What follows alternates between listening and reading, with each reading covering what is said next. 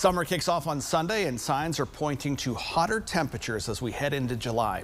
It's also prompting a reminder from medical experts to be mindful of your medications. Nick Kelly joins us live in Springfield with more on that. Nick? That's right, Rob. Pharmacists say you need to remember to store medications properly, not in a car, for example, on a hot summer's day. Not only can that summer heat impact how the medications work, certain medications can impact how you tolerate the heat. Ted and Deborah Gallegos enjoyed a walk around Nathaniel Green Park Friday morning with comfortable temperatures. Ted knows what too much heat can do if he's not careful, thanks to his medicine. Yeah, possibly my blood pressure medication. Yeah, that tells him to stay out of the sun. Yeah. And it can affect his skin, I guess. Yeah. Dr. Brian Grace with Cox Health says certain medications like beta blockers, stimulants, diuretics, and mental health prescriptions, while important, require extra attention in the summertime. Medications can impact heat intolerance or even heat sensitivity. Medications can impact blood flow throughout your body.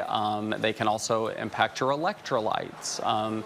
They can impact your body's ability to sweat even. Dr. Gray says to pay careful attention to signs your body's struggling with the heat, like dizziness, confusion, dehydration, excessive sweating, and trouble remembering or thinking.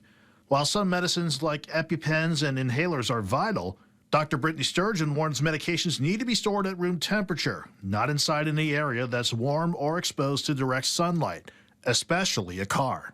Heat and humidity specifically can reduce and or cause an accelerated breakdown of medications. Hot cars, for example, can exceed temperatures of 120 up to 160 degrees. The plastic and or seals of some medications may begin to leak. The powder in some of these formulations, due to humidity, could clump. Plus, inhaler canisters can potentially rupture and cause potential injuries. Both doctors say any questions about storing medications and adjusting dosages to tolerate the heat begins with a talk with your doctor. Now, Doctors Grace and Sturgeon say if medication dosages stay the same, they want people to stay laser focused on hydration, taking advantage of shaded areas and air-conditioned areas to keep you cool while your medications keep you healthy. Live in Springfield this afternoon, Nick Kelly, KY3 News.